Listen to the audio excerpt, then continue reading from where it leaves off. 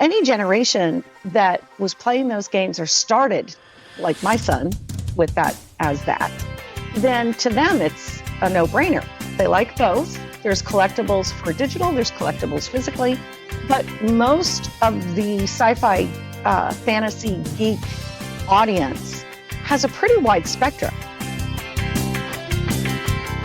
But if you look at it as audience development, then what you're talking about is that you have fans of theater, fans of Broadway, fans of London's West End, whatever it is.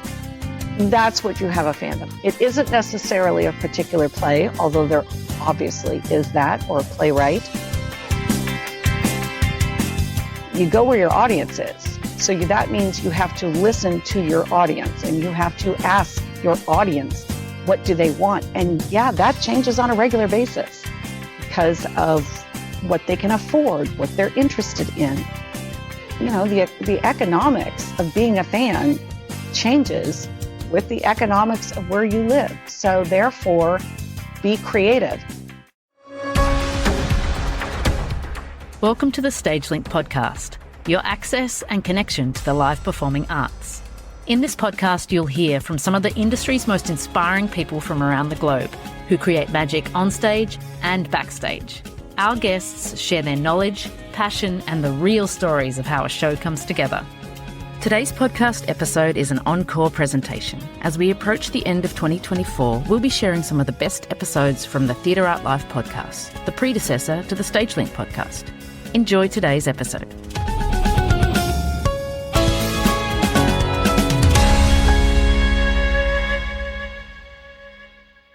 Today, we're talking with Jenny Stiven. Jenny is the ultimate geek and sci-fi enthusiast turned digital strategist and consultant extraordinaire. With a decade of diverse expertise in programming, content creation, marketing, and more, she founded Clio Consulting in 2004, becoming the go-to digital marketing resource for entertainment companies. Jenny's stellar work has earned her recognition in the industry, working with iconic franchises like Star Wars, James Bond, Predator, Stargate, Alien, and more. Her true passion lies in fostering lasting connections between intellectual property owners, creators, and their fandoms. Jenny offers valuable insights into sustaining relationships with fandoms and navigating the dynamic world of Film3 and Web3. Get ready for this exciting journey into the world of geek properties fueled by passion and community-building magic. Jenny, welcome to the show. Thanks very much. Thanks for having me. Lovely to meet you. I love what your job is. Tell me how you became a digital strategist and consultant for entertainment. Like most jobs for women in the entertainment industry, it was a very long organic path, but I started in film and television. And pretty early on, I'm 60 this year, so pretty early on, I was, as you do when you get into the entertainment industry, I was taking all of the jobs to find out what I wanted to do, where I could get it. And I was working at a couple of different studios, and one of the studios had a production designer, and he was working on very, very early version of what was called the Avid technology, and it was called a video toaster. And I was hooked. That was it. I wanted to work at anything that was using computers, that was anything that had to do with online. And I started just taking all the jobs I could find that were working online. I also, at the same time, being a huge geek myself, was online in Usenet groups. This is very old for anybody who's listening. In the old days, before there was forums or even AOL chat, there were Usenet groups, and I was completely hooked. I was with X-Files and Buffy and all of the good chat rooms and fan groups. And that was the seed for me. And then, as happens, you follow a different path for a little while, and I was producing a lot. And I decided to get into digital. And so what I started to do was produce content for digital in 1993. And from there, it just kept going. Each job found me another job that led to another really cool thing, until I finally landed over at 20th Century Fox. And I was working in digital marketing. And nobody wanted to do geek sci-fi titles. At the time, it was 2000, 2001. Nobody cared. They weren't thinking that that was a big deal yet. And I would be in a meeting and someone would say, oh, we have to do this campaign for the back catalog of fill in the blank. And nobody would raise their hand and I'd be like, I'll do it. I want to do it. Yeah. And one of the things that we did early on that we discovered was, oh, gee, big surprise, there's a huge fandom online. And so I was just very lucky. It was following my passion in an area in entertainment that I had wanted to go to anyway. And I just got to be part of that kind of new group that worked with everybody. And so what ended up happening was I would be given all of those campaigns. And it was amazing. And in 2004, I went off on my own, but I was still consulting with Fox and with Sony and with Universal, doing what I needed to do. And it was mainly producing. And then about 10 years ago, I had worked for a long time with a lot of fandoms on a lot of great properties. And I realized that there weren't enough people paying attention to the fandoms themselves. There weren't enough people reaching out and creating relationships that were sustained with the fandoms of these amazing properties and franchises. So that's what I started doing 10 years ago, was very specifically working as a fandom developer, an audience developer. And that's what I do. And when I started, it was a made up job. So. Yeah. What an uncharted territory of a job, though, right? Like, how do you go, okay, let's make a fandom? Where do you start with that? Well, luckily with online, it's not so hard. I mean, starting way back with when I started doing, in the late 90s, I was doing video game marketing campaigns and content online. And so I lived online as my job, but I also, as a fan, was online. So the very first thing you do, which is any marketer will tell you, is where's your audience? That's the very first question you ask. And the easy part for me was that for a sci-fi geek property, there's more now, but there were some pretty obvious places that they were hanging out. And so that's where you went first. And that's where you went to go talk to people. And then there's what I've developed as essentially 8 pieces of the fandom pie. And a huge part of that is events.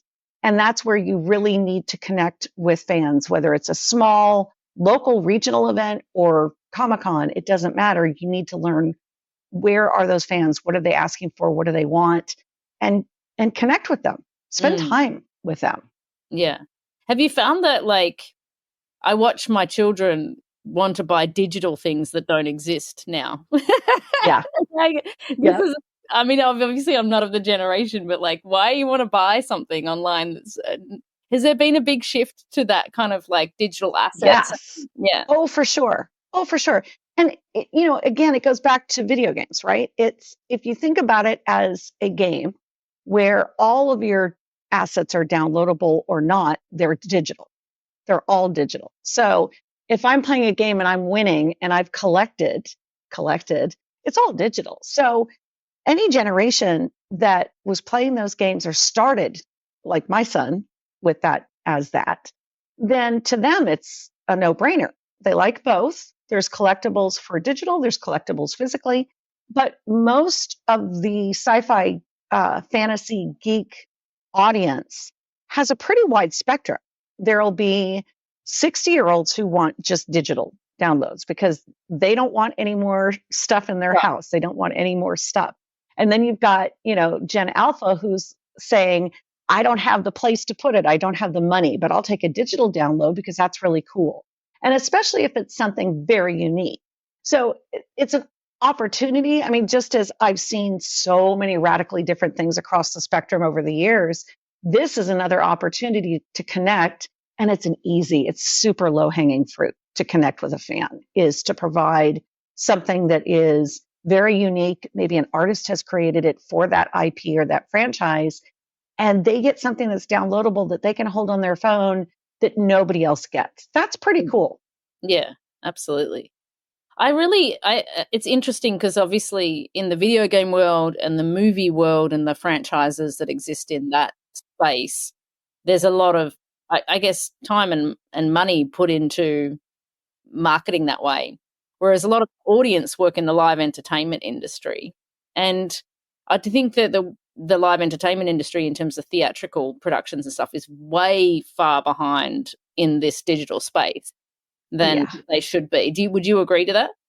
Yes, absolutely. And it is ironic that whether you are Broadway theater, whether you are film streaming, Twitch, playing a game on YouTube, TikTok, it doesn't matter. The irony is that the entertainment industry is always the first in and the last in simultaneously, just depending upon which audience you're talking about. Yeah. And I always laugh because it's, online, there are only certain industries that we're going to try and experiment online. And there's some of the obvious, but the entertainment industry is always one of the first because it's going to always be looking, or you're going to have producers or creators or artists who are out there trying, doing something. I don't even know what the next thing is going to be, but they're already out there doing it. And we just haven't found it yet. We haven't discovered them. They're out there ahead.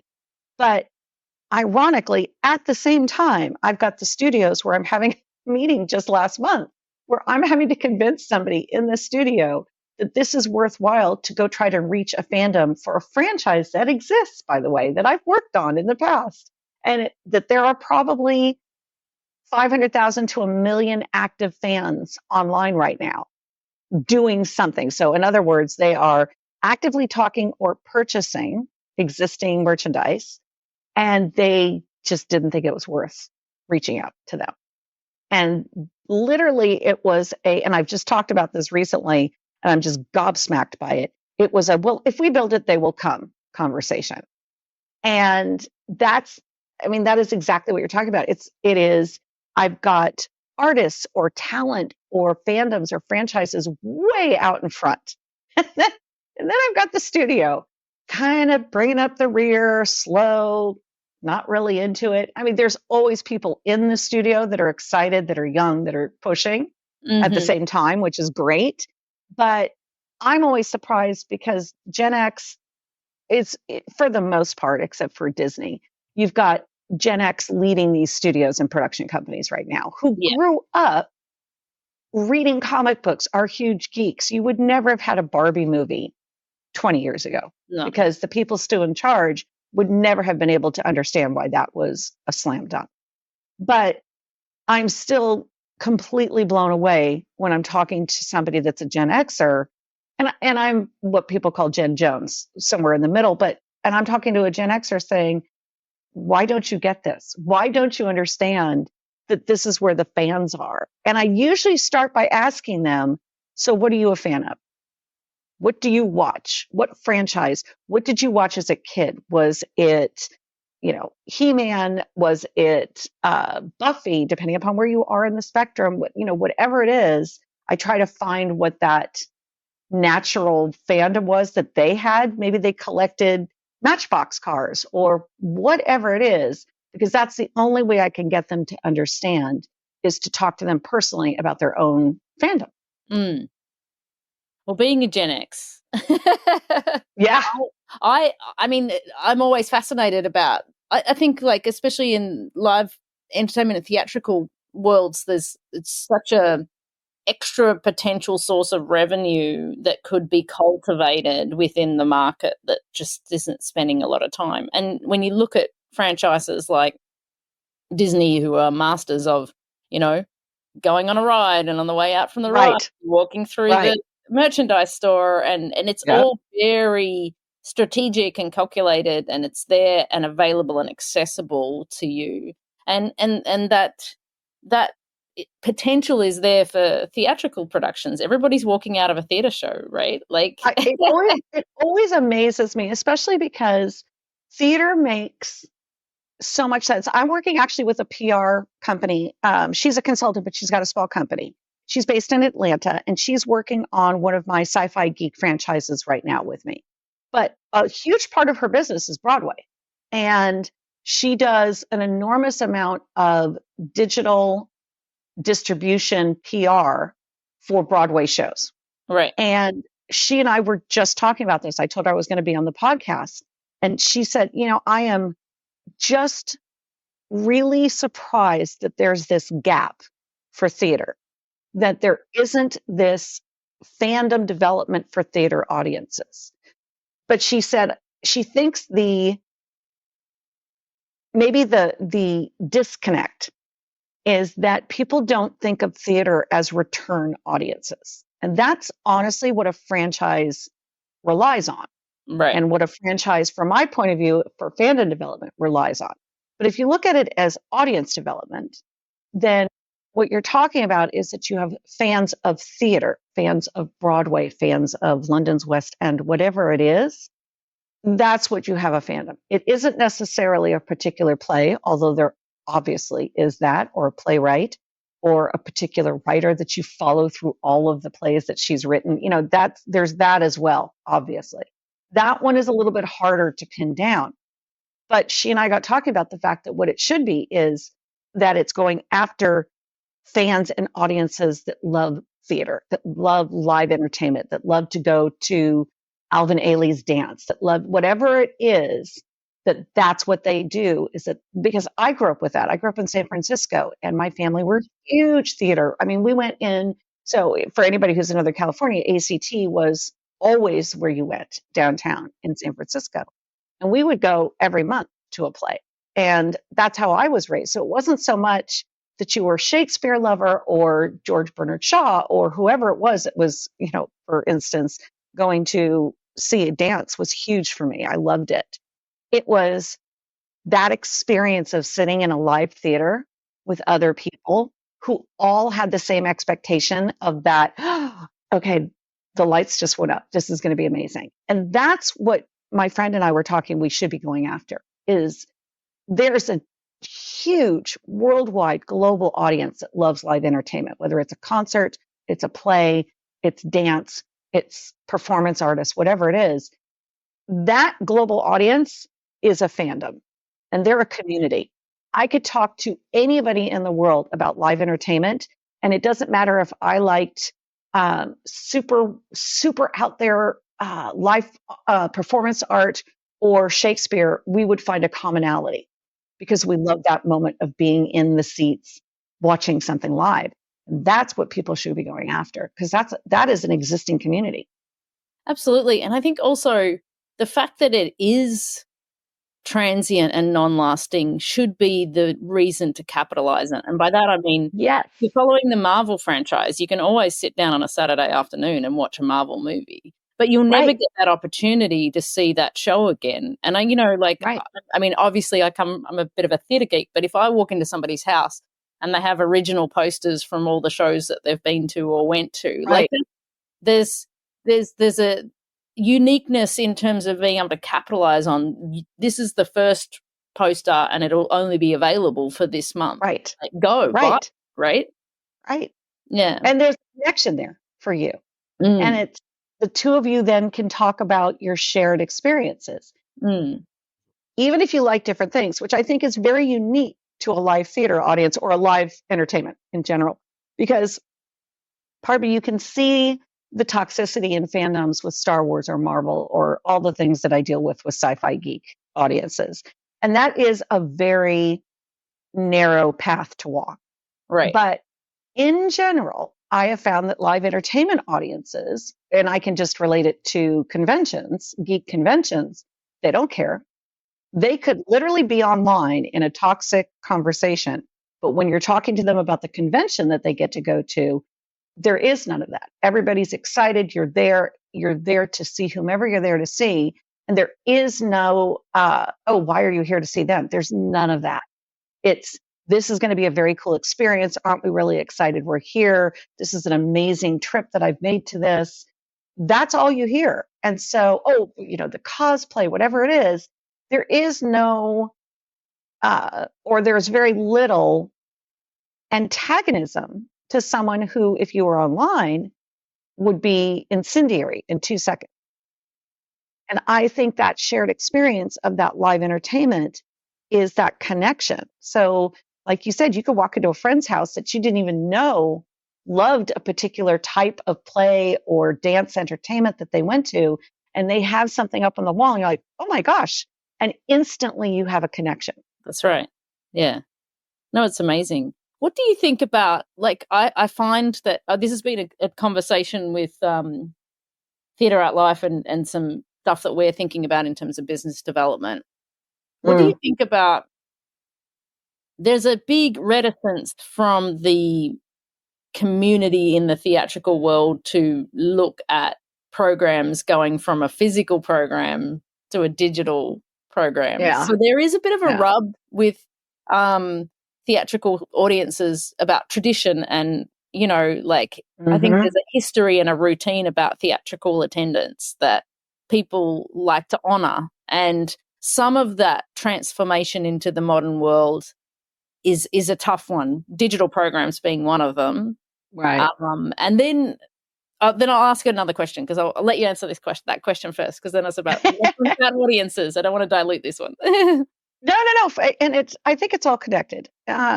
Obviously, we all went through COVID, so we know that there was and is still a constant conversation, at least in my world specifically, about what's either called a live experience or what's called a common experience. So if you're watching a streaming together live, an episode, so for instance, Avatar: The Last Airbender released episodes each week. So did, Disney for all Star Wars and Marvel. And the Netflix model and business development model has learned that you need to walk a line. There are some that you can drop all at once. There's a digital distribution model that works, but the live distribution model is important as well. And right now, as I am sure you've heard, there are nonstop arguments, discussions, contemplation of your navel about whether or not people are going to go back to watching movies. Well, as is evidenced by Barbieheimer this past summer and some of the biggest global, and even if you take into account inflation of ticket prices, it was still the largest audience in 5 years. So if we account for ticket, you're looking at actual individual people that went to the theater this past summer, it was more than 2019. Okay, so that means that you're going to have to work harder at providing good entertainment. And inflation in general is a huge problem. I think what I've seen with live entertainment, for instance, I'm going to be at WonderCon next week. WonderCon usually attracts anywhere from 60 to 100,000 people, and it is a primarily cosplay-based Comic-Con in Anaheim. Right. And it is sci-fi geek central, but it is the more creative end. So studios usually don't go. It's very much publishing and comics, and it's very creative. Their attendance has dropped because people can't afford to get there, because it isn't just going, it's whether or not you pull people from across the world to come, and they can't afford the travel. So what WonderCon did to alleviate that is that they created a lot more regional connections to fans. Right. So there's day trips, day tickets, right? So this year, they're pretty much back to about 65,000, which is their average. So, and then you've got, day people that come in. So in essence, they'll probably end up around 75, 80,000.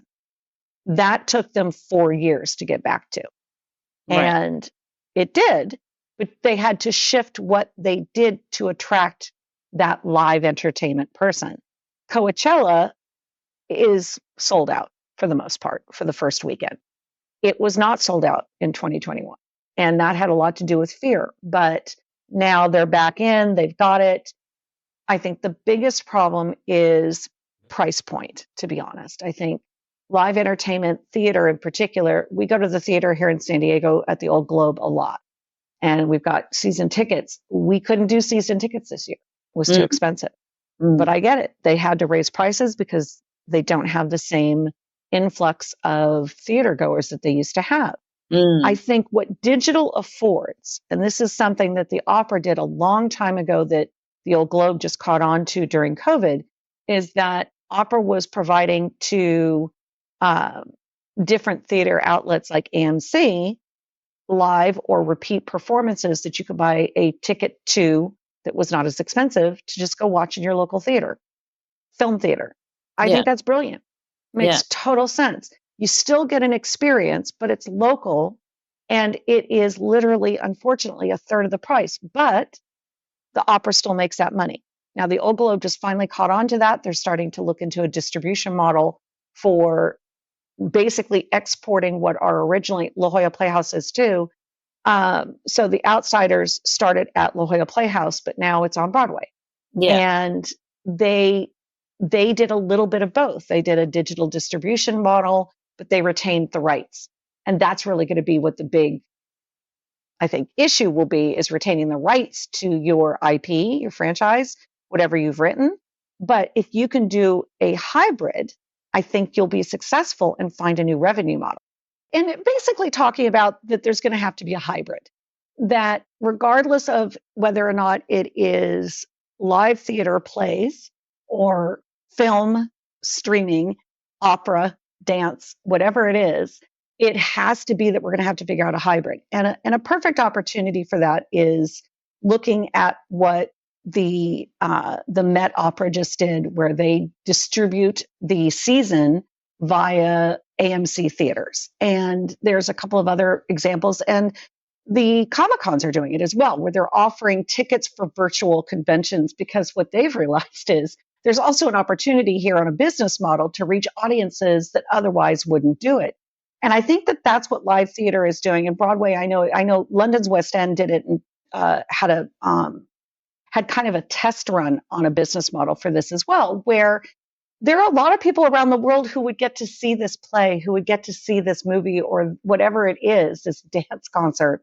And if you offer it simultaneously virtually, you've doubled, tripled, quadrupled your audience. And the price point is a lot lower. And while I think that live entertainment is never going to go away, I think that there does have to be a shift to this hybrid so that we can support it.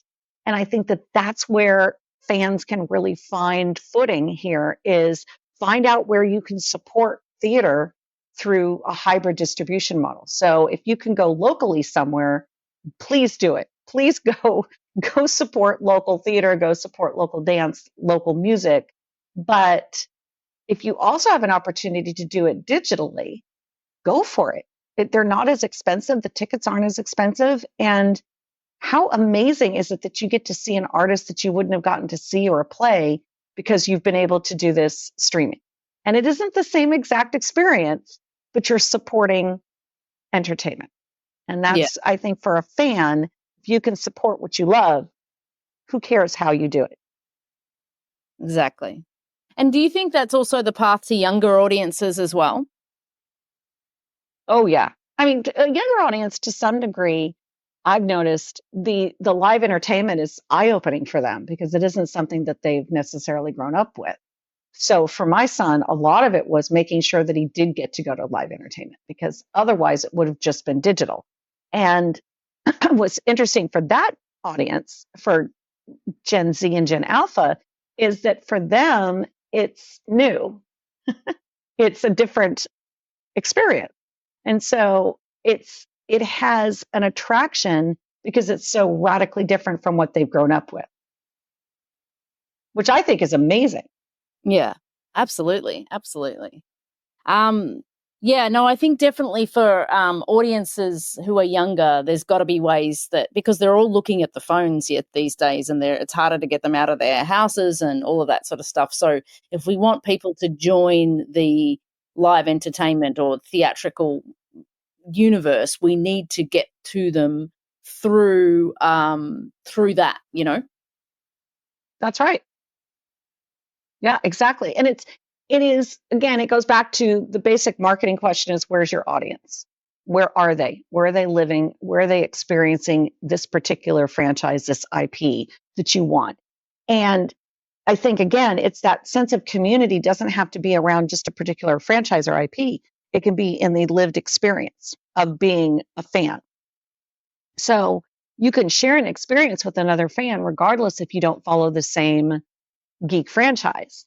And that's where there's a sense of community that, for geeks, we've been doing it since we were in high school or younger, where you found your tribe because everybody thought we were weird. I mean, I was a girl who loved Barbies, who collected matchboxes, and DC and Marvel comics. I mean, I was just not the run of the mill. And then, it's like I was dancing, but I was a cheerleader, but I was a geek and I was in the AV club. I mean, it's just everybody's complicated. Nobody is one thing. So this gives a sense of community over something really, really easy entry. So whether it's digital as a fan or live entertainment or both, it doesn't matter if you like the same IP or franchise.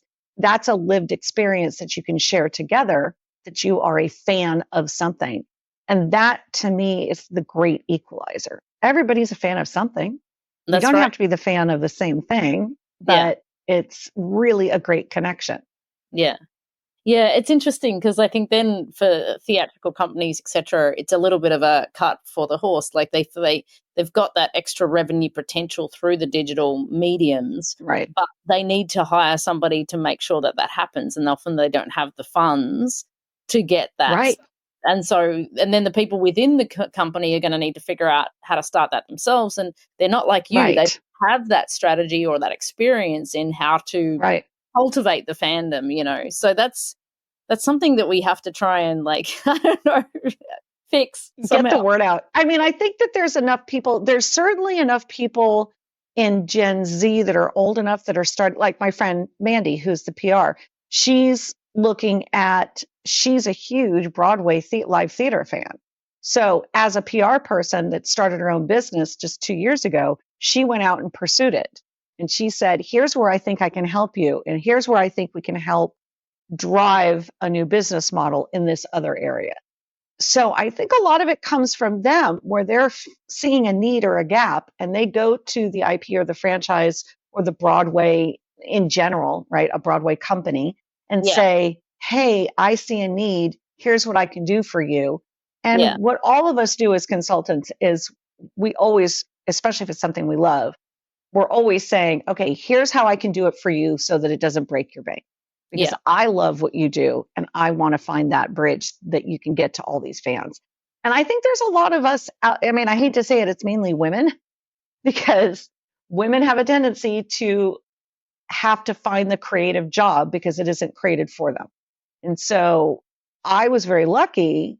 I was just talking about this last night. I was very, very lucky in my career that I had two very strong women producers as mentors, one extremely early on and one later on.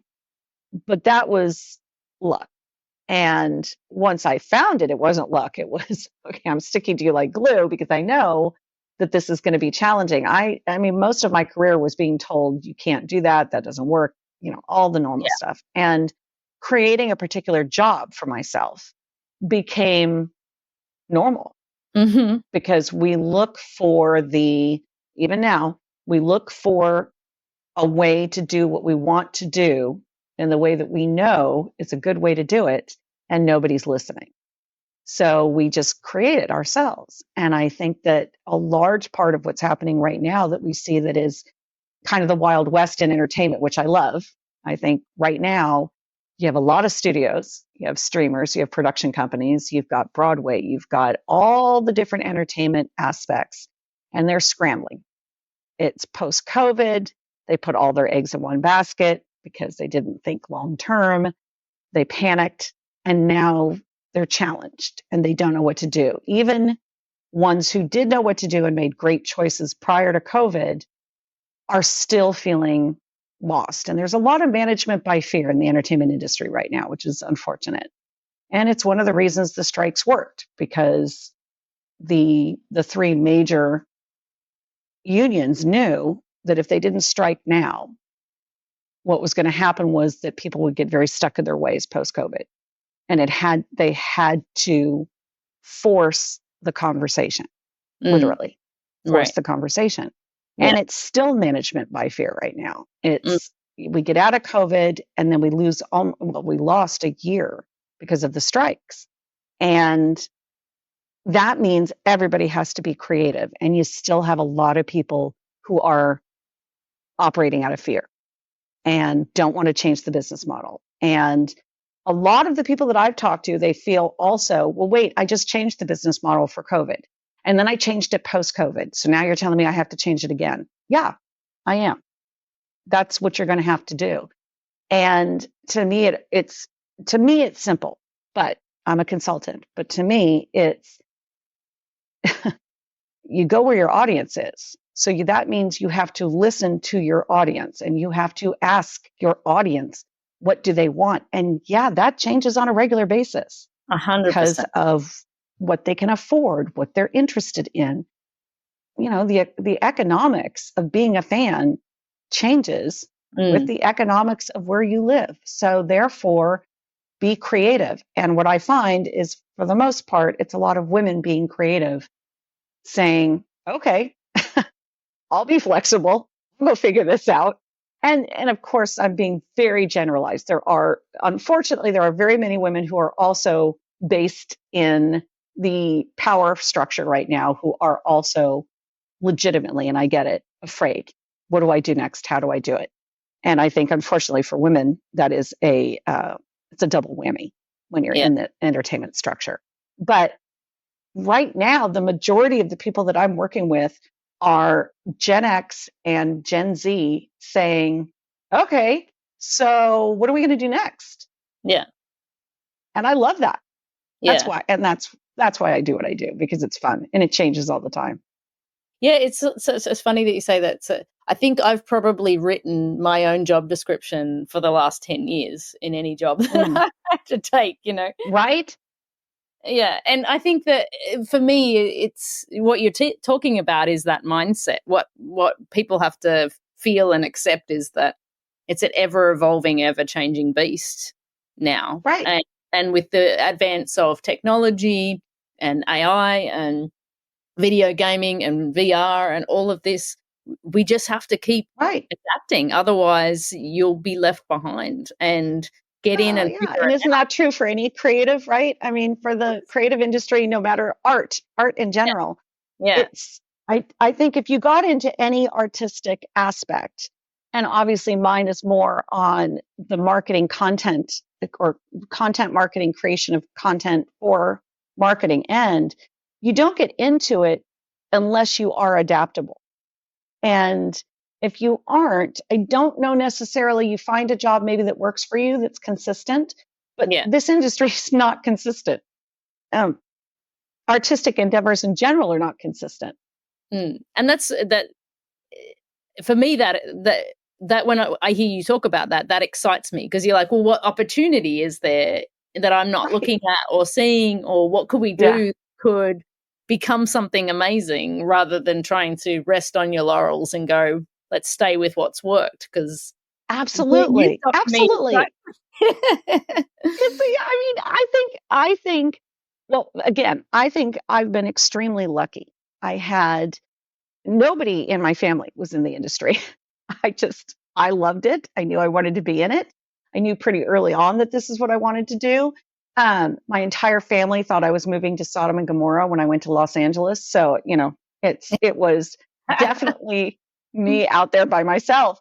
But someone asked me the other day, why do I think, because I always say that I've been lucky. And she said, well, okay, that may be true to a point, but what do you think you did that was different? And I had to really think about it. And I realized that it was exactly what you just said. It's the new doesn't frighten me. I'm always curious about it. So that worked for me. If I'm always curious and I'm always asking people, I'm fascinated with what you do. I'm fascinated with podcasts. I could never do a podcast. I do not have the discipline to do a podcast, but I find it fascinating. So I want to find out, what is it that you do? What's different? What's cool about theater? I love that. So if you stay curious and you are always asking and you are open to the new, then you'll be lucky. Yeah. Yeah. Well, that's what I mean.